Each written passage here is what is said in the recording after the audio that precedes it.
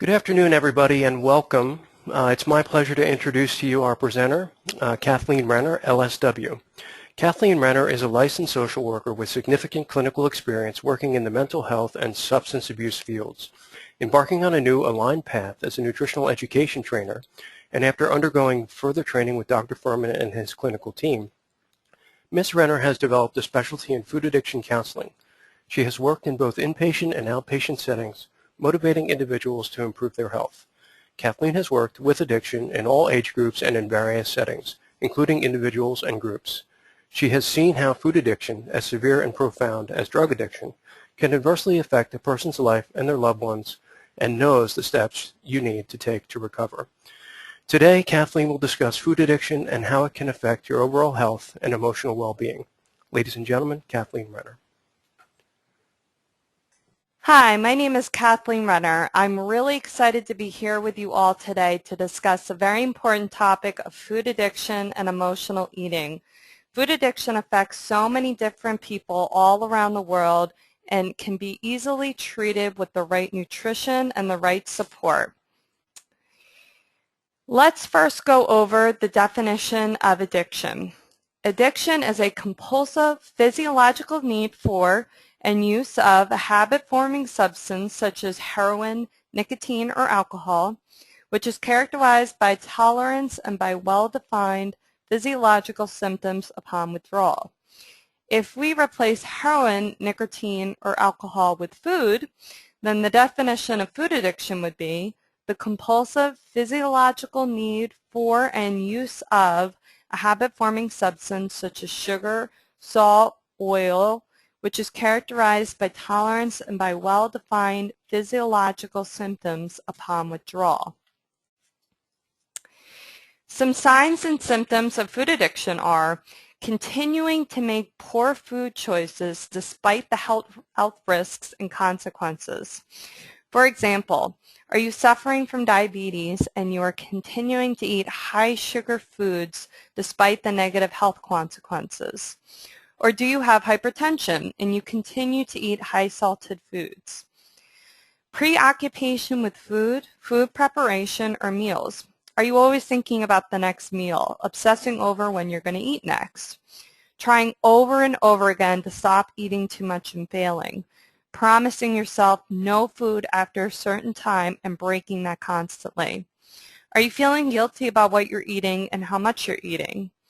Are you hiding from what you're eating from others, only binging when no one is around or in the middle of the night? You do not need to have all these signs and symptoms to be struggling with food addiction.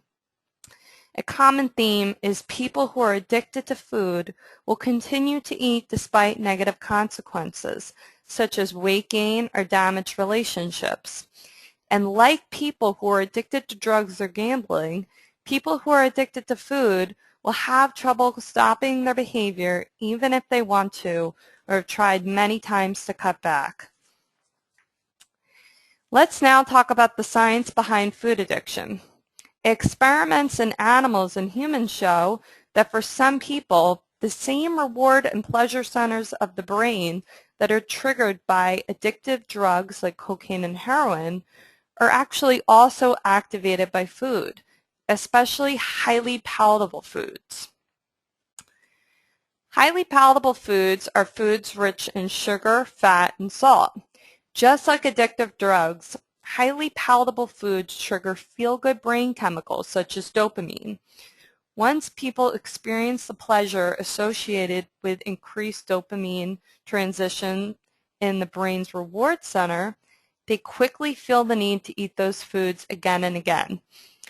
After eating large quantities of these highly palatable foods, our taste buds actually gain a tolerance, so that you'll need more and more as time goes on to get the same effect.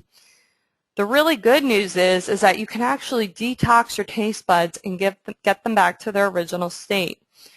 The way to do that is to completely eliminate those foods. Once you detox your taste buds, food's going to actually taste better than it ever did in its natural state. If we think back on what some of our favorite holiday foods are, shockingly, many of them contain sugar, fat, and salt.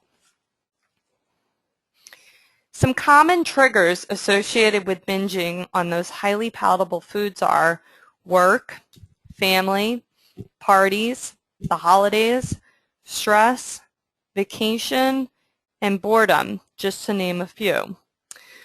Food was never meant to relieve your anxiety, make you happier, soothe your fears, or cure your depression.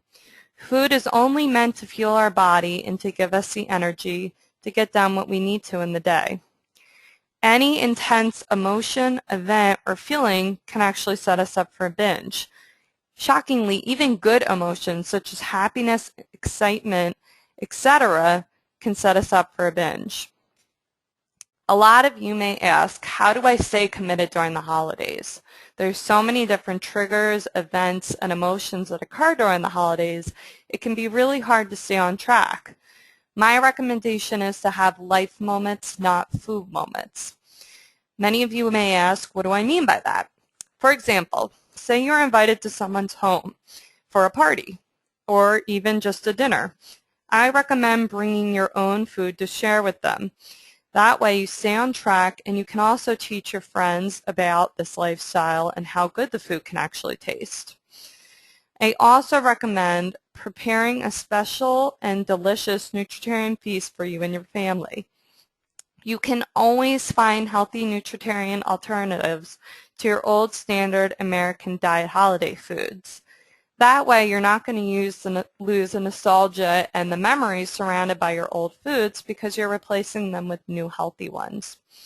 I also recommend putting all food away after everyone is finished eating, rather than what most of us typically do, which is leave the food out all night to graze on. Also, play games, look over old photographs, laugh over old memories, and give thanks. The holidays should really be about the connection with your family and your loved ones. I also recommend doing activities surrounded by being outside in physical activity rather than around food and drink. The following are very effective treatments for combating food addiction. I recommend 100% abstinence from the addictive substance. It is really the only way to truly get rid of those cravings. You want your home to be your safe haven. You don't want to feel constantly triggered and pulled.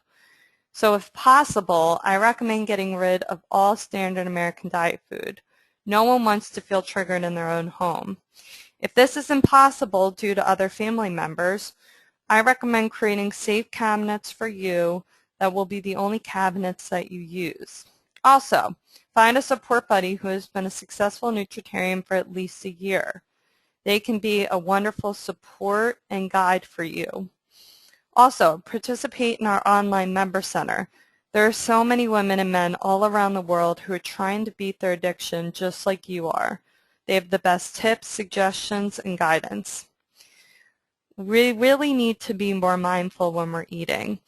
I wouldn't recommend eating in front of the TV or eating in a rush. Thoroughly chew your food. Put your fork down in between bites. It takes the body about 20 minutes to register if it's full or not. Many of us get done before that and we have really issues with overeating. Eating is not a race. Take your time. Our food is our main fuel source and the only reason we get done in our day what we do. Know the difference between real hunger versus toxic hunger. Toxic hunger is those symptoms typically confused with true hunger. It is the gnawing in the stomach, the irritability, and the headache. True hunger is actually felt in the throat, neck, and mouth, not in the stomach or the head. True hunger will cause increased salivation, enhanced taste sensation, and gnawing throat sensation. If you wait until you're truly hungry, food will actually taste a lot better than if you just eat because you're thinking that you possibly may get hungry, as many of us do. I also recommend documenting your journey and your recovery. Food addiction thrives in the dark and in denial. Face your addiction head on and start to heal and work through all those emotions that you've been numbing out with food. Be prepared when you're away from home. Always pack food with you so you're never stuck anywhere without food. Keep a cooler ready in your car or snacks in your pocketbook or bag. Always be prepared when you're away from home. Also, recognize that con artist and seducer that we all know very well that is addiction, such as it's just one bite, you're stressed out, you deserve it. Our addiction will tell us anything to get us to eat our old standard American diet foods. Adopt a nutritarian diet lifestyle permanently. Make this lifestyle change where you learn to eat to live, not live to eat. Some eye-opening facts about food addiction in the holidays are, in a study done, 90% of participants eating a nutritarian dense diet lost all toxic hunger symptoms. As a result, that will help combat addictive eating. Another shocking statistic is holiday weight gain actually averages approximately 5 to 8 pounds and is responsible for about half of yearly weight gain among overweight adults. Also, shockingly, cardiac mortality is higher around Christmas and New Year's than at any other time. The largest number of cardiac deaths occur on December 25th, the second largest on December 26th, and the third largest on January 1st. About 33% more heart disease deaths in December and January than June through September. Some frequently asked questions are, what do I do if I'm invited to an event or a party? I recommend eating beforehand so you aren't arriving at the party starving. Bring snacks with you. That way you'll always have healthy food options. Bring a nutritarian dish with you so that everyone can enjoy and you also have food to eat while you're there. Go late and leave early, limiting your time around those unhealthy foods. Have a support buddy with you and link up with them during the event. Another question might be, what if my family won't eat what I eat? I would say to that, your kids won't starve. Get all the junk food and replace it with healthy nutritarian options. They'll thank you later. Many may ask, what is the difference between toxic hunger versus real hunger? Toxic hunger is actually those symptoms that are typically confused with true hunger. It is the gnawing in the stomach, the irritability, the headache that we all know so very well. True hunger is actually felt in the throat, neck, and mouth, not in the stomach or the head. True hunger will cause increased salivation, enhanced taste sensation, and a gnawing throat sensation. Another one of you may ask, what if my family and friends are pressuring me? I recommend staying strong and setting appropriate boundaries. Let them know how important this is to you and your health. Teach them about nutritarian eating. Protect yourself. You are the only one who can directly change your health. Another question may be, what is mindful eating? Mindful eating is an approach that involves bringing one's full attention to the process of eating, to all the tastes, smells, thoughts, and feelings that arise during a meal. Am I eating because of an emotional reason or because I'm actually hungry?